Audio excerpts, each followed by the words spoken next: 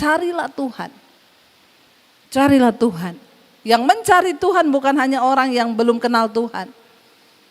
Kenapa kita harus terus mencari Tuhan? Yang pertama, karena kita ini daging.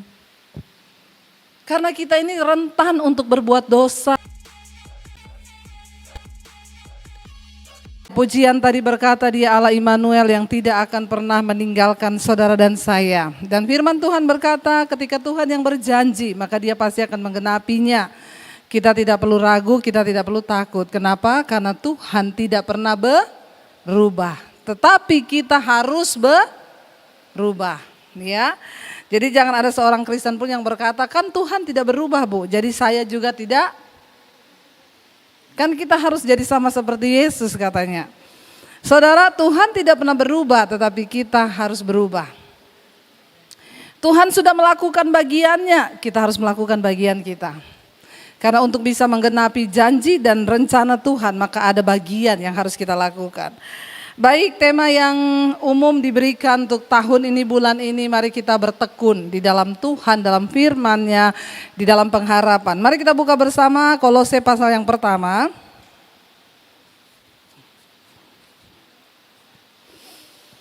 Iya, Kolose pasal yang pertama ayat 21 mulai sampai 23. Kolose pasal yang pertama ayat 21 sampai dengan ayat 23. Firman Tuhan berkata begini, ayat 21, saudara. Juga kamu yang dahulu hidup jauh dari Allah dan yang memusuhinya dalam hati dan pikiran, seperti yang nyata dari perbuatanmu yang jahat. Sekarang diperdamaikannya di dalam tubuh jasmani Kristus oleh kematiannya untuk menempatkan kamu kudus dan tak bercela, di sana dikatakan, dan tak bercacat di hadapannya. Ayat 23 baca sama-sama. Sebab itu kamu harus bertekun dalam iman, tetap teguh dan tidak bergoncang. Dan jangan mau digeser dari pengharapan Injil yang telah kamu dengar dan yang telah dikabarkan di seluruh alam di bawah langit, dan yang aku ini Paulus telah menjadi pelayannya. Saudara, firman ini berkata, juga saudara dan saya, juga kamu yang dahulu hidup jauh dari Allah. Saya percaya semua kita dulu hidup jauh dari Tuhan. Atau masih sampai saat ini ada yang masih jauh. Ya, tidak usah angkat tangan. Yang masih jauh bertobat saja, amin. Harusnya kita sudah dekat dengan Tuhan. Sudah cukuplah hidup jauh-jauh dari Tuhan ya saudara ya. Firman ini berkata, juga kamu yang dahulu hidup jauh dari Allah dan yang memusuhinya. Ya, ternyata ada orang-orang yang memusuhi Tuhan loh.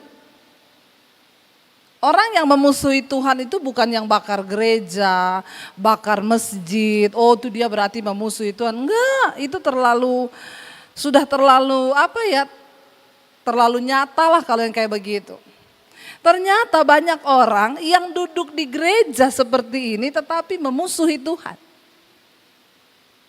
Mengerikan enggak saudara? Mengerikan loh.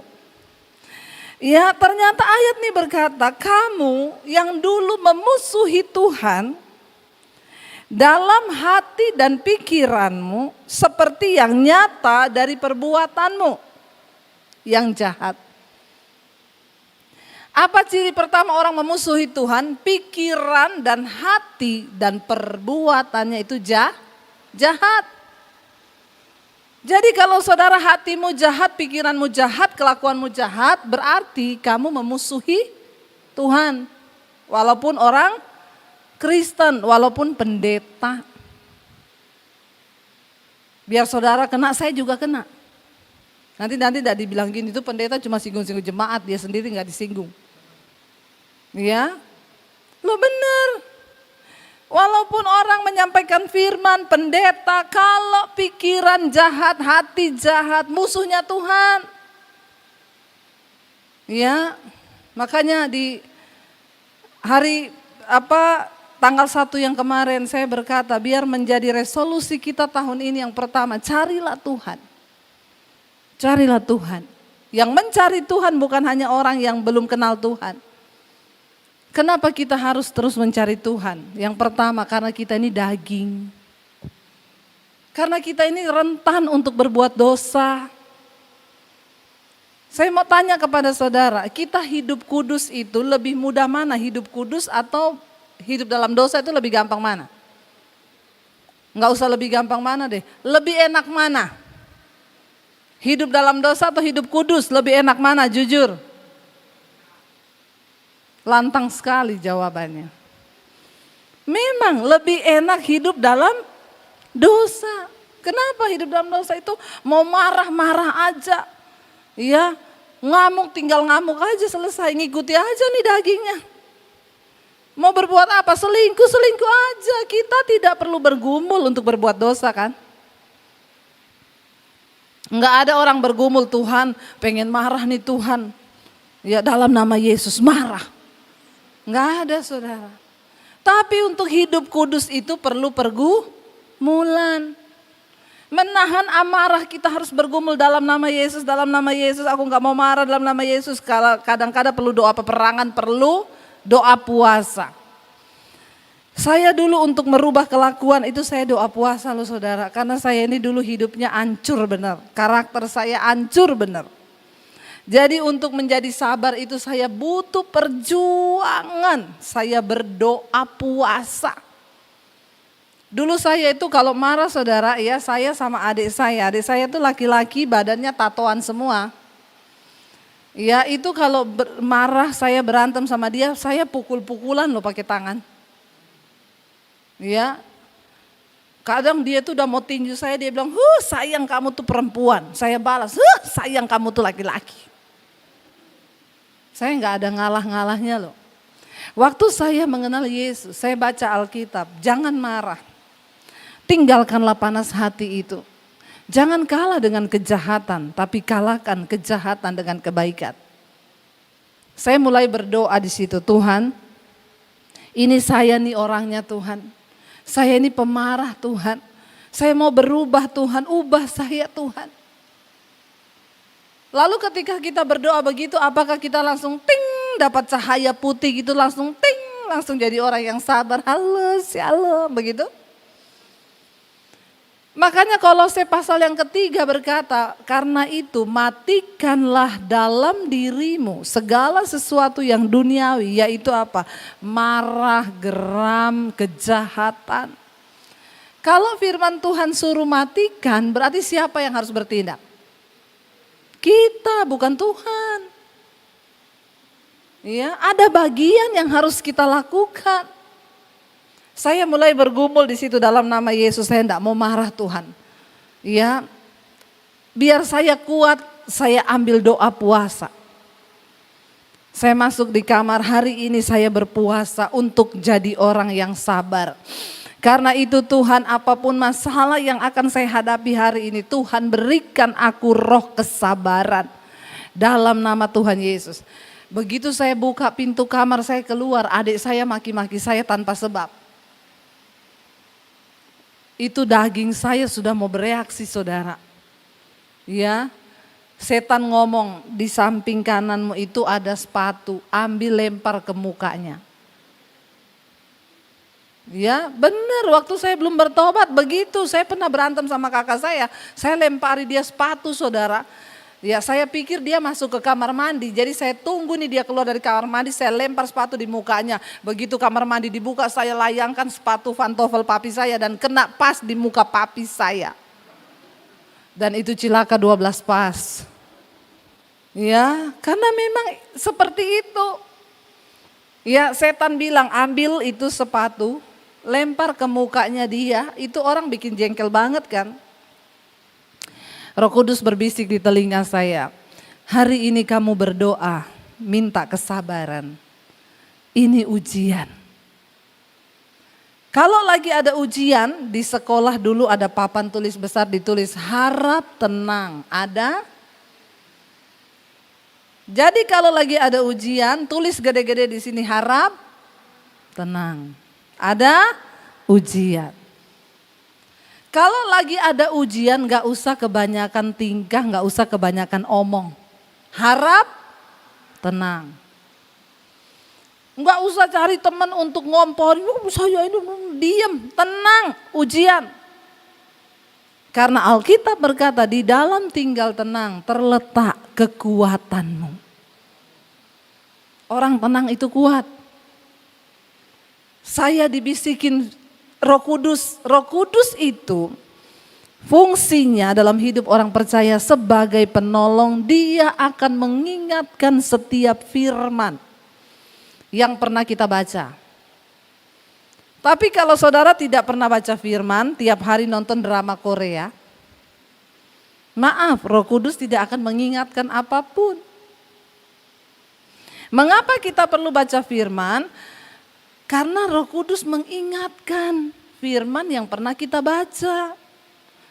Ayat itu keluar, ya, harap tenang, ada ujian, di dalam tinggal tenang terletak kekuatanmu. Jangan kalah dengan kejahatan, tapi kalahkan kejahatan dengan kebaikan. Saya mulai bergumul di dalam hati saudara, antara lempar atau tenang. Ya, Roh Kudus terus berbicara, kalau kamu sabar kali ini menangkan dagingmu, kamu akan lulus dalam ujian ini. Saya diam menatap muka adik saya, dalam nama Yesus saya berdoa. Dalam nama Yesus saya tahu setan kamu yang ada di dalam adik saya. Makanya saya tidak akan terpancing, maaf. Alkitab berkata peperanganku bukan darah dan daging, tetapi roh yang ada di udara. Hari ini saya tidak akan kalah dengan kamu. Saya berkati adikku di dalam nama Tuhan Yesus. Waktu saya mulai memperkatakan firman, saya mendengar adik saya itu teriakin saya nggak dengar apa-apa lagi, cuma mulutnya yang. Kenapa? Karena saya sibuk bergumul di sini, memperkatakan firman. Akhirnya saya lolos, tidak terjadi apa-apa, saya diam. Besoknya saya puasa lagi, gitu lagi. Sesuatu yang kita lakukan lebih dari 21 kali, itu akan menjadi kebiasaan. Karakter itu perlu dilatih. Kelakuan itu perlu dilatih. Saudara yang tukang marah-marah tiap hari, ibu-ibu, coba sekarang mulai belajar kalau mau marah nyanyi, amin. Amin ibu-ibu. Aminnya biasa aja dong. Ya, nyanyi. Saya pernah melayani ada seorang ibu yang suaminya itu sudah mau menceraikan dia. Jadi ceritanya, ini saya pernah dengar kesaksiannya, benar-benar kesaksian nyata. Jadi istrinya ini sama suaminya itu ribut terus ya. Lama-lama suaminya benci karena ribut terus, dia mulai ke nightclub setiap malam. Dia lari ke nightclub, sampai di nightclub ketemu sama penyanyi di cafe di nightclub. Lalu dia selingkuh dengan penyanyi di nightclub itu. Tiap kali pulang malam jam 1 istrinya teriakin dia, maki-maki dia, semua kata-kata binatang keluar. Makin jengkel dia, terjadi lagi keributan, anak-anak stres mendengar suami istri yang berantem, banting pintu, banting barang. Semakin tidak betah suaminya, ya kadang pergi lagi nggak jadi pulang. Akhirnya istrinya itu dilayani oleh seorang anak Tuhan. Saudara, kenapa kita harus mulai melayani orang di sekeliling kita? Percayalah apa yang kita lakukan itu tidak akan pernah sia-sia. Dia ketemu sama satu jemaat anak Tuhan yang berkata, kamu sabar aja. Yang namanya kejahatan tuh tidak akan pernah dikalahkan dengan kejahatan. Yang bisa mengalahkan kejahatan hanya kebaikan. Coba kamu layani suamimu. Ya, kamu berbuat baik. Tapi saya itu emosi gini-gini. Iya, itu kan kalau ngikuti daging. Kita harus ngikuti firman Tuhan. Akhirnya didoakan, dia semakin sering ketemu sama anak Tuhan ini. Semakin tiap hari didoakan, akhirnya dia mulai mempraktekkan. Ya, kata anak Tuhan itu, kalau kamu udah mau marah, gini aja deh, kalau mau marah itu nyanyi. Kalau udah mau marah daripada marah, mending nyanyi. Suaminya pulang jam 2 malam, saudara, suaminya udah gini, ini terakhir. Kalau saya pulang dia maki-maki saya, besok saya ajak dia, saya talak cerai, langsung saya nikah sama itu penyanyi nightclub. Lalu akhirnya dia suaminya pulang buka pintu kaget, biasanya istrinya buka pintu, udah mandi, Saya udah siapin air hangat kalau mau mandi, kalau mau makan, ada makanan di meja.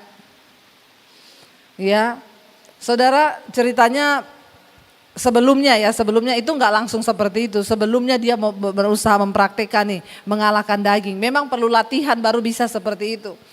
Dia buka pintu, saudara, ya lihat suaminya modelnya kayak itu, dia udah mau marah, saudara. Dia mau teriakin suaminya, tapi dia ingat anak Tuhan tuh bilang nyanyi. Kalau udah mau marah nyanyi, dia lihat suaminya, dia teriak, ajarilah kami ini saling mengasihi. Suaminya kaget, saudara. Ya, nggak marah nyanyi, tapi nyanyinya kayak rocker karena menahan emosi kan. Ajarilah kami ini saling mengampuni. Sudah pulang. Sambil masuk kamar, ajarilah. Biasa latihan pertama mengalahkan daging. Hari kedua dia pulang, istrinya sudah siap lagi. Dia buka pintu, mulai nyanyinya bagus. Ajarilah kami ini saling mengasihi. Udah pulang Pak, udah makan. Ya, besokannya udah semakin merdu buka pintu. Ajarilah kami ini saling mengasihi. Emosinya sudah mulai ditekan. Saudara tahu karena perubahan itulah akhirnya suaminya tidak jadi bercerai. Suaminya bertanya, kenapa kamu bisa berubah seperti ini? Saya sudah berbuat jahat tapi kamu tetap berbuat baik. Dia berkata, karena aku mau melakukan firman Tuhan. Sejak hari itu suaminya bertobat, penyanyi naik klubnya diputusin. Dan saudara tahu akhir ceritanya suaminya jadi pendeta. Benar, ini kisah nyata. Saya dengar istrinya cerita sama saya, Bu Debi gak gampang Bu. Buka pintu, ajarilah kami ini. Ibu-ibu yang mau latihan silakan. Amin. Iya, kalau yang bisa bahasa roh itu kadang kita dengar orang kalau di gereja bahasa rohnya itu mantap. Saya bilang pakai bahasa roh jangan cuma di gereja. Waktu berantem di rumah itu loh pakai bahasa roh. Marah sama suaminya, memang kamu dasar itu setan lari tuh. Itu waktu yang tepat untuk pakai bahasa roh. Karena banyak orang hebat bahasa roh di gereja, di rumah bahasanya kebun binatang. Maaf. Banyak Kristen yang begitu. Saya khotbah di satu gereja, saya bilang tolong suami istri bergandengan tangan. Ada loh suami istri gak mau gandeng tangan. Ada loh. Sampai saya bilang ini perintah, nggak mau loh. Saya bilang ngapain ke gereja, pulang aja. Alkitab berkata kalau engkau datang ke gereja, sebelum engkau mempersembahkan korban entah pujian atau uang, ingat dulu apa yang ada di hatimu, beresin dulu baru engkau bisa layak datang. Jangan jadikan dirimu musuh Allah. Orang kalau hatinya jahat, pikirannya jahat, perbuatannya jahat, musuhnya Tuhan. Saudara mau jadi musuh Tuhan atau sahabatnya Tuhan? Sahabatnya Tuhan. Makanya hari ini bertobat.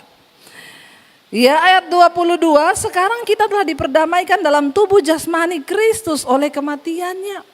Untuk menempatkan kita kudus dan tak bercacat dan tak bercela di hadapannya. Karena itu ayat 23 ini yang harus kita lakukan. Sebab itu kamu harus bertekun dalam iman. Bagaimana orang sekarang Kristen banyak bertanya, Bu Debi, bagaimana caranya ya supaya saya bisa mendengar suara Tuhan? Saya pengen tuh Bu mengerti suara Tuhan. Saya bilang, firman Tuhan berkata, Tuhan bergaul karib dengan orang yang bergaul karib dengan dia. Dan perjanjiannya diberitahukannya kepada mereka. Kalau mau bisa dengar suara Tuhan, bergaul kariblah dengan Tuhan. Amin. Semakin kita dekat dengan Tuhan, semakin kita cepat nangkep suara Tuhan. Enak mengalir bersama Tuhan tuh, wow. Tidak ada banyak kesalahan yang kita perbuat di hidup ini. Enggak salah nikah, enggak salah pilih jodoh, enggak salah pilih pekerjaan, enggak salah pilih ini. Makanya ada orang datang, Bu tunjukin dong jalan Tuhan buat saya apa. Emang saya pendeta apaan? Enggak bisa. Tuhan menunjukkan jalannya itu pribadi lepas pribadi. Saudara nggak bisa datang ke pendeta hebat suruh tanya apa. Kemarin ada orang telepon saya, Bu saya dulu sambil nangis-nangis, Bu saya 20 tahun hidup saya hancur Bu. Usaha saya hancur, saya benar-benar menderita selama 20 tahun. Padahal 20 tahun yang lalu saya ketemu dengan seorang pendeta, dia menubuatkan saya begini Bu. Tuhan berbicara, kamu akan menjadi sangat-sangat kaya, kaya raya. Dan kekayaanmu akan menopang pelayanan Tuhan. Selesai saya dinubuatkan, tahun depannya saya bangkrut. Jangan suka dengar yang enak-enak. Amin. Kalau dapat nubuatan yang enak dicatat, jadi kaya tambah kaya. Maaf. Ya. Saya bilang ya itulah Pak, yang Alkitab bilang itu nubuat palsu. Nubuat palsu. Saya pernah disuruh mendoakan saudara, ada satu orang pejabat, dia akan mencalonkan, lalu ada beberapa hamba Tuhan berdiri termasuk saya dipanggil untuk mendoakan. 2 hamba Tuhannya bernubuat enak bener. Tuhan akan mengangkatmu, Tuhan akan memberikan engkau apa yang engkau inginkan, Tuhan akan. Saya berdoa, Tuhan saya tidak mau memberikan suara palsu. Tuhan taruh apa yang ada di hati saya untuk saya bicara kepada dia. Waktu saya berdoa buat dia saudara, keluarlah pesan Tuhan. Kalau hidupmu berkenan, Tuhan akan pakai engkau dan dia akan angkat. Tapi kalau tidak, engkau harus bertobat. Dia kaget, yang 2 enak, yang ini tidak enak. Dan ternyata benar setelah itu terbongkar dia ada kasus perselingkuhan. Saudara, Tuhan itu bukan hanya mau yang enak-enak di telinga kita. Saya enggak lihat tuh tulisannya apa. Dia ngangkat di tulisan, saya enggak baca itu tulisannya. Udah habis waktu ya. Maaf mata saya burem. Saudara, mari kita bertekun ya dalam iman. Supaya kita mengenal Tuhan, mengenal hati Tuhan, mengenal jalan Tuhan. Apalagi tahun ini. Lalu setelah itu dikatakan apa? Tetap teguh dan tidak tergoncang. Waktu kita dekat Tuhan, kita teguh tidak tergoncang. Karena kenapa? Ini lagi tahun goncangan. Semua akan digoncang supaya tertinggal satu umat yang tidak tergoncang. Biar saudara dan saya menjadi orang yang tidak tergoncangkan. Amin. Dan jangan mau digeser. Ya, jangan mau digeser. Saudara digeser itu ya, saya berdiri nih, lalu ada orang di samping saya, dia dorong saya supaya saya tergeser dari tempat saya ini. Tapi Alkitab bilang kamu jangan mau digeser. Saya mau pakai contoh deh, Bapak sama Bapak berdua yang di depan boleh maju di sini aja Pak. Ya Bapak di sini sama Bapak boleh ya Pak, di depannya Pak. Digeser itu begini saudara, ya menghadap ke sana aja Pak. Bapak yang kecil coba geser Bapak yang besar. Bapak yang besar tetap bertahan, jangan mau tergeser. Ayo Pak, dorong Pak sampai dia tergeser. Terus Pak, terus.